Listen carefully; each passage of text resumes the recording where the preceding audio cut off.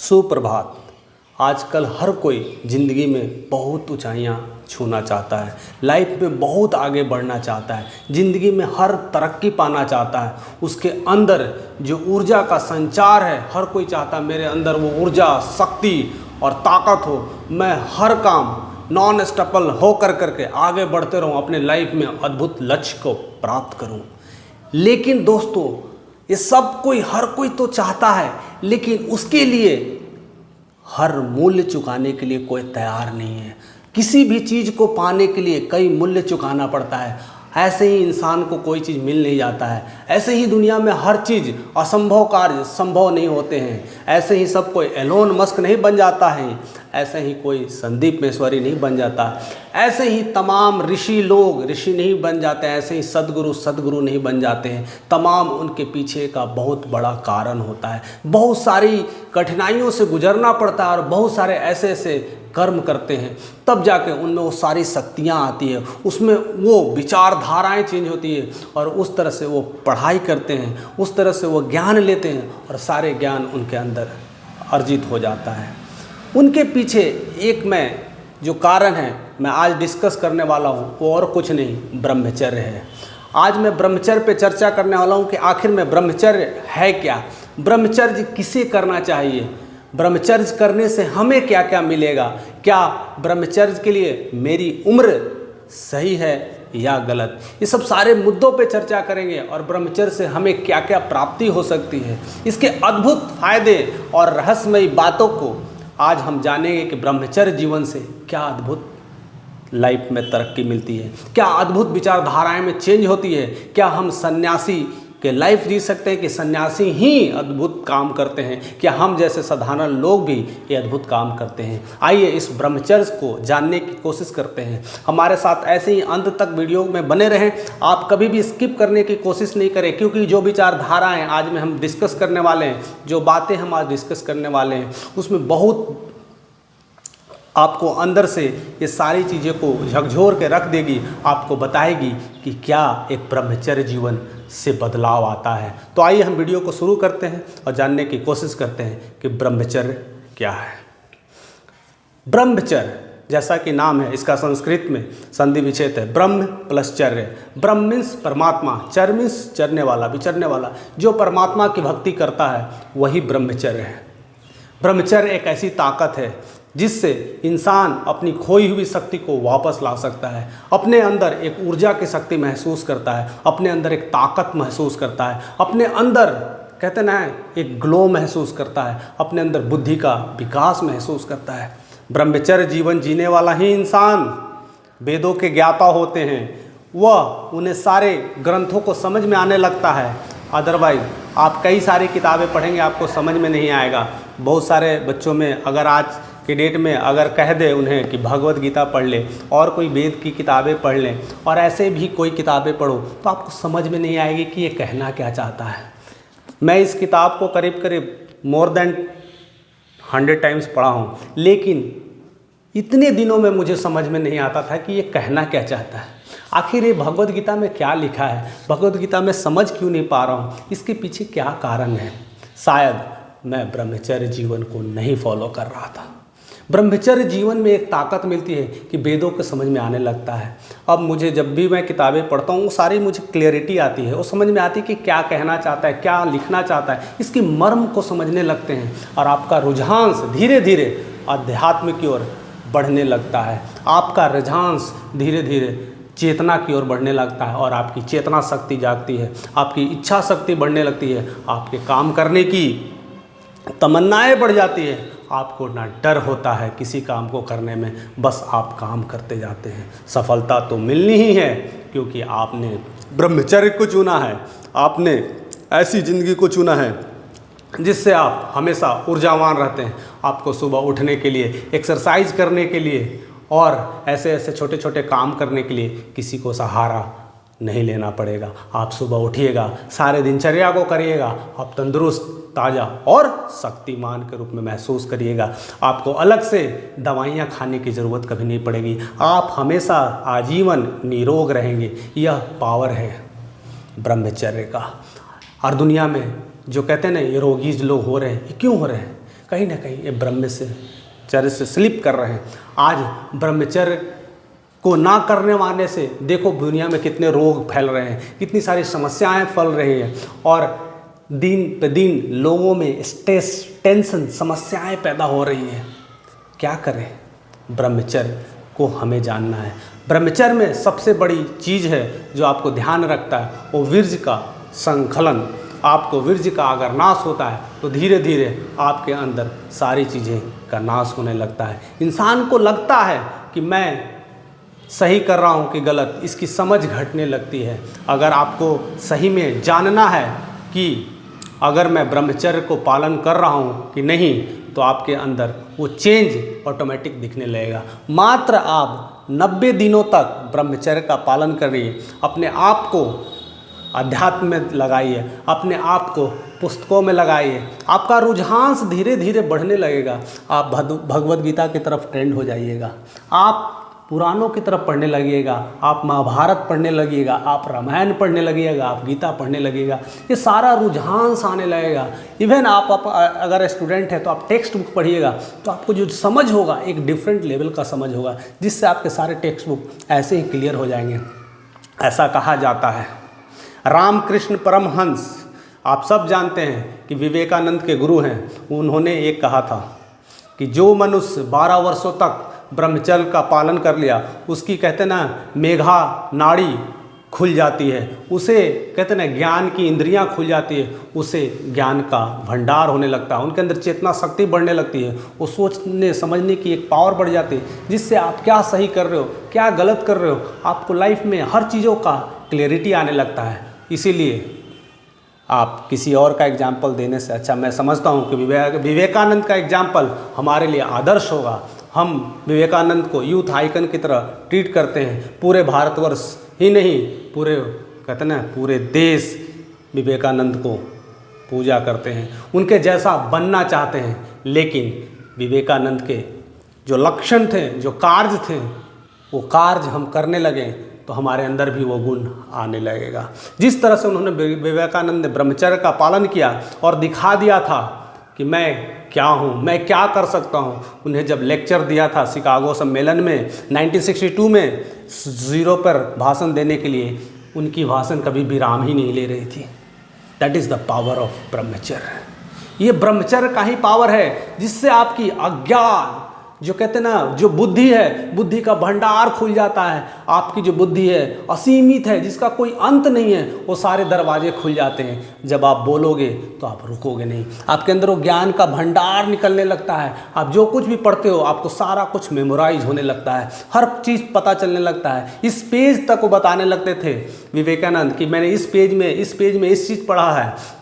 इसका ऐसा ऐसा एग्जाम्पल्स हमें देखने को मिला है। एक बार की बात है, भारत का संविधान कहीं खो गया था या कोई सी स्क्रिप्ट मिस हो गई थी, तो उस समय डॉक्टर राजेंद्र प्रसाद ने हूबहू वही स्क्रिप्ट लिख दिया था। और बाद में जब वो स्क्रिप्ट मिला था तो लोग ये नहीं कर पा रहे थे कि ये ओरिजिनल है कि ये ओरिजिनल है। That is the power of ब्रह्मचर्य। डॉक्टर राजेंद्र प्रसाद को भी आप जानते हैं, भारत के पहले राष्ट्रपति, जिन्होंने अद्भुत अद्भुत चमत्कार किए हैं और अद्भुत अद्भुत कार्य किए हैं। यह सिर्फ ब्रह्मचर्य से मिलता है। आप ब्रह्मचर्य को समझिए और उसको मर्म को समझिए तो आपके लाइफ में कहते ना अचेतन जो मन में जो सारी विचारें जो छुपी हुई है वो सब जागृत होने लगती है और आपके अंदर विशाल ज्ञान का भंडार खुलने लगता है। आप ही के अंदर बुद्ध, कहते ना बुद्ध समा जाते हैं। गौतम बुद्ध कहीं और नहीं, हमारे अंदर ही आने लगते हैं। वो सारा ज्ञान का दरवाज़ा खुलने लगता है, वो सारी बंद नाड़ियाँ वो सब खुलने लगती है।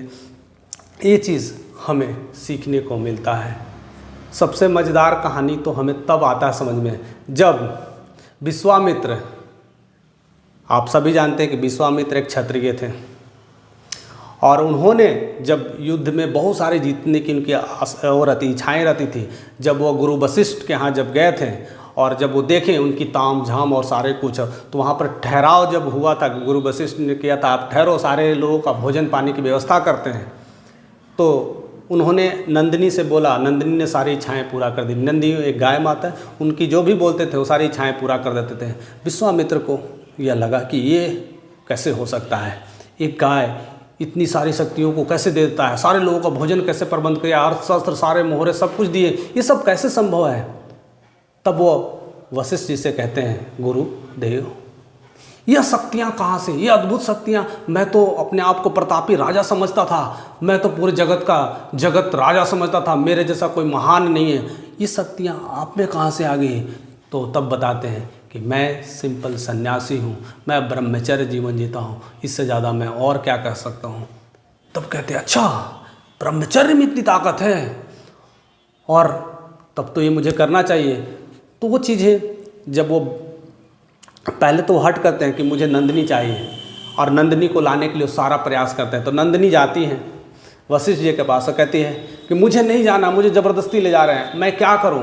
तो कहते हैं आपकी मर्जी, मेरे तरफ से कोई भी मनाही नहीं है। जब आप रामायण पढ़िएगा तो इसमें क्लियरली बात लिखा गया है, कहते हैं मेरे तरफ से मनाही नहीं है, आपकी इच्छा क्या है।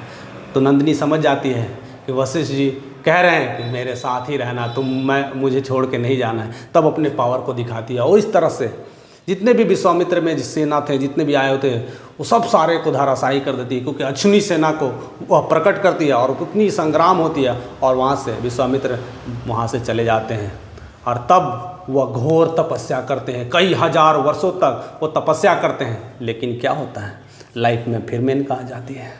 अब मेनका आती है तो उनकी तपस्या को फिर से भंग कर देती है, यानी उनका ब्रह्मचर्य खत्म, इनकी वीर्य नाश हो जाता है, जिससे उनको जो मिलना था वह अछूते रह जाते हैं। वह ब्रह्मचर्य का जीवन उनका पूरा नहीं होता है, तब भी वो पंडित नहीं बन पाते हैं। ब्रह्मा जी कहते हैं कि आपको वरदान तभी मिलेगा जब आप ब्रह्मचर्य को पालन करिएगा, और फिर कई हजार वर्षों तक फिर से तपस्या में लग जाते हैं।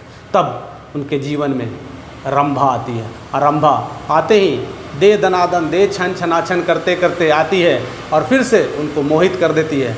और तब उनका फिर से आता है कि नहीं, इस बार तो मैं ब्रह्मचर्य को पालन करूँगा, इस बार तो मैं रंभा से पिघलूँगा नहीं। तो कितनी बार ऐसे छन छनाछन की आवाज़ आती है। तब विश्वामित्र जी कहते हैं, रंभा तू यहाँ से चले जा, नहीं तो मैं तुझे खत्म कर दूंगा, यहाँ से तुम मुझे डिस्टर्ब नहीं करो, क्योंकि मैं ब्रह्मचर्य जीवन जी रहा हूँ, इसलिए मुझे सन्यासी बनना है, मुझे साधु बनना है, मुझे महात्मा बनना है, मैं इन कामों के लिए नहीं बना हूँ, तुम जाओ। और डांटने लगते हैं और फिर तपस्या में लगते हैं। तब फिर जब ब्रह्मा जी आते हैं तो पूछते हैं कि इस बार भी आपको वो सारी चीज़ें नहीं मिलेगी, आपको जो सन्यासी बनना था वो पद भी आपको नहीं मिलेगी। तो पूछते क्यों, तो कहते हैं कि आपने गुस्सा कर दिया था रंभा पे। आप एक ब्रह्मचारी लोग गुस्सा नहीं करते हैं, एक साधु लोग गुस्सा नहीं करते हैं, फिर कई हजार सालों तक फिर ऐसे तपस्या करते हैं, तब जा कर के वह ब्राह्मण बनते हैं। एक क्षत्रिय से ब्राह्मण बनने के लिए, यानी ब्राह्मण मीन्स वो सारे चीज़ आना चाहिए, ब्रह्मचर्य आना चाहिए, और तब जाकर वो ब्रह्मचर्य से वो ब्राह्मण बनते हैं, क्षत्रिय से ब्राह्मण बनते हैं। और तब जाके पूरे विश्व में आज विश्वामित्र को विश्व गुरु के नाम से ही जाना जाता है। ऐसी सारी चीज़ें, ब्रह्मचर्य में इतनी ताकत है कि हर चीज़ों को अचीव कर लिया जाता है। ऐसा ही कहा जाता है पौराणिक कथाओं में, कश्यप ऋषि ने 1000 वर्षों तक ब्रह्मचर्य का पालन किया था, तब गरुड़ भगवान के रूप में उनके औलाद प्रकट हुए थे। और जब जन्म हुआ था तो गरुड़ को सब जानते हैं कि ब्रह्मा जी का सवारी है, पक्षियों का राजा है। ये सब सारे चीज़ आते कब है, जब ब्रह्मचर्य का पालन करते हैं। ऐसे भी ब्रह्मचर्य के पालन से आपके अंदर जो संतान की उत्पत्ति होती है ना, वो सारे गुण के साथ होते हैं। नहीं तो आज के बच्चे में वो गुण ही कहाँ से रह गया, वो सारे गुण धीरे धीरे ख़त्म हो गए, उनकी सोचने की शक्ति नहीं रह गई, उसे समझने की शक्ति नहीं रह गई है। और मैंने ऑलरेडी जब मैं दुर्गा पाठ कर रहा था तो उसमें मैंने बताया था माँ दुर्गा का जो दूसरा रूप है, उसमें जब माँ बच्चे से जब बड़ी होती है तब वह यही ब्रह्मचर्नी का अवतार लेती है। और ब्रह्मचर्नी का अवतार में वो पूरे दिन हर दिन सीखना, आगे बढ़ना और हर कलाओं को सारा चीज़ करती है। तो ब्रह्मचर्य का पालन बहुत ही उत्तम माना जाता है। यह उम्र ही है 20 से 25 साल तक इंसानों को ब्रह्मचर्य का पालन करना चाहिए। ब्रह्मचर्य का पालन करने से जो कुछ भी आप पढ़ाई करोगे तो आप पढ़ाई को रटना नहीं पढ़ना पड़ेगा, उसे समझ लेते हो और याद हो जाता है, आप उस चीज़ों को अच्छे से व्यक्त करते हो। यही पावर ब्रह्मचर्य में आता है। लोग इस चीज़ों को सही नहीं समझते हैं और नहीं कर पाते हैं, कहीं ना कहीं चीज़ों से खो जाते हैं और उनकी लाइफ धीरे धीरे नर्क की तरफ चली जाती है। हमें उस चीज़ों को समझना पड़ेगा, हमें उस चीज़ों को जानना पड़ेगा और इसके लिए आपको ब्रह्मचर्य जीवन जीना पड़ेगा। अक्सर प्रॉब्लम्स आता है कि ब्रह्मचर्य जीवन में गृहस्थ लाइफ को करना चाहिए कि नहीं। मैं मानता हूँ कि गृहस्थ लाइफ में आप शादीशुदा होते हैं, आपके साथ लोगों के साथ फैमिली के साथ रहना पड़ता है, लेकिन उसमें भी आप गृहस्थ जीवन जितना हो सके गृहस्थ के साथ साथ ब्रह्मचर्य जीवन का पालन करें, जिससे आपके अंदर जो कार्य करते हैं उस कार्य क्षमता में वृद्धि हो, आपका परिवार आपसे खुश रहेगा, आपको हर काम करने के लिए एक दृढ़ संकल्प होगा, आप घबराइएगा नहीं। जीवन में परेशानी आइएगा, परेशानी आते रहेगा, फिर भी आप रुकिएगा नहीं, अपने कार्य को करते रहिएगा। लेकिन आज के जो समस्याएं इस युग में लोग अक्सर सोचते हैं ब्रह्मचर्य का मतलब है, ब्रह्मचर्य का असली मतलब लोग समझते हैं कि बाबा बनना और जा कर के पहाड़ों पर बैठ करके ऐसे ऐसे ऐसे ऐसे काउंट करना, 1 2 3 और पूरी ध्यान में बैठे रहना, इसी को ब्रह्मचर्य मानते हैं। कहते हैं सन्यासी लाइफ जिएंगे, मेडिटेशन करेंगे, ऐसे माला पहन कर के पूजा अर्चना करेंगे तभी ब्रह्मचर्य मिलता है। नहीं दोस्तों, ये बात नहीं है। ब्रह्मचर्य के लिए आपको लंबी दाढ़ियाँ बढ़ाना नहीं है, ये कंठी माला ले करके आपको अकेले में जा कर के भजन कीर्तन नहीं करना है। ब्रह्मचर्य जीवन एक सादगी जीवन है, एक सात्विक जीवन है। अगर आप अच्छे भोजन ग्रहण करते हैं, सात्विक भोजन ग्रहण करते हैं तो मीन्स आप ब्रह्मचर्य जीवन जी रहे हैं। आप सोने के लिए जो समय सीमा है उसमें सोते हैं, ब्रह्म मुहूर्त में उठते हैं, यह सब ब्रह्मचर्य जीवन में ही आता है। आप अच्छे कर्म में करते हैं, लोगों को सेवा करते हैं, लोगों के प्रति गलत भावना नहीं रखते हैं, यह ब्रह्मचर्य जीवन है। ऐसे संगत आते आते आपके लाइफ में अद्भुत बदलाव आता है और अपने दुष्कर्म कर्मों से आप बचते हैं और आपकी लाइफ दिन पे दिन अच्छी होते चली जाती है। तो इस चीज़ों को समझना है कि ब्रह्मचर्य के लिए जो हमने सोचा है कि एकांत में जाना, वैसे पहाड़ों पे रहना या बाबाओं के साथ मिलना, उनसे सीखना, कुछ ज्ञान मिल जाएगा, वही ब्रह्मचर्य है। जैसे कि शंकराचार्य ने किया था, रामकृष्ण परमहंस ने किया था। अब हम लोग उनसे कंपेयर कर लेते हैं या ऐसे सद्गुरु से जो आजकल दे रहे हैं, लोग सोचते हैं कि उन्होंने ऐसे ही मिला था। या ये ब्रह्मचर्य जीवन है, हम जब उम्र निकल जाएगी, जो लास्ट फेज में होगा तब ब्रह्मचर्य जीवन करेंगे, तब तक तो आपकी उम्र ही नहीं रहेगी। ब्रह्मचर्य जीवन ही एक ऐसी ताकत है जो आपकी उम्र को बढ़ा देती है, आपके अंदर के ग्लो को बढ़ा देती है। जिस दिन आप इसको करने लगेगा तो खास करके मैं बोलता हूँ पुरुष ही नहीं, महिलाओं को भी आपको क्रीम लगाने की कोई ज़रूरत नहीं पड़ेगी। इतने सारे कॉस्मेटिक प्रोडक्ट जो आप इस्तेमाल करते हैं उनसे आप निदान पा लीजिएगा। जिनको पिंपल की समस्या है, जिनको कब्ज़ की समस्या है, पेट की समस्या है, बाल के पकने की समस्या है, ऐसे कई सारी जो समस्याएं हैं ये सब ऑटोमेटिक ठीक होने लगेगा। तो आपको पता चलने लगेगा कि द पावर ऑफ ब्रह्मचर्य क्या है। ये कम से कम आप 90 दिनों तक आप प्रयास करिए, ये कोशिश करके देखिए, आपके जीवन में अद्भुत बदलाव आने लगेगा और उसके संकेत आपको मिलने लगेंगे। अगर आप करके देखिए तो आपके जीवन में अद्भुत बदलाव आएगा। तो हम और आज आप मिल करके इस चीज़ों को प्रण करें और इस ब्रह्मचर्य जीवन की शुरुआत करें, जिससे हमारे लाइफ में एक नया ट्रांसफॉर्मेशन आए।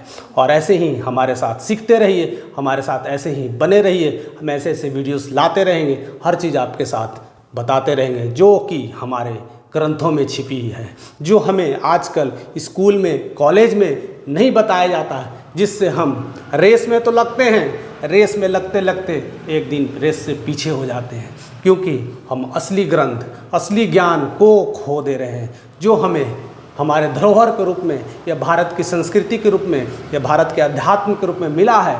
कहीं ना कहीं हम उनसे वंचित रह रहे हैं। तो हमारे साथ ऐसे ही बने रहिए। अभी तक आपने चैनल को सब्सक्राइब नहीं किया तो सब्सक्राइब कर दें, नोटिफिकेशन आपको आते रहेगा और आप ऐसे ऐसे वीडियो का लाभ उठाते रहिएगा। तो हमारे साथ ऐसे ही बने रहने के लिए आपका तहे दिल से शुक्रिया। So thank you for watching this video.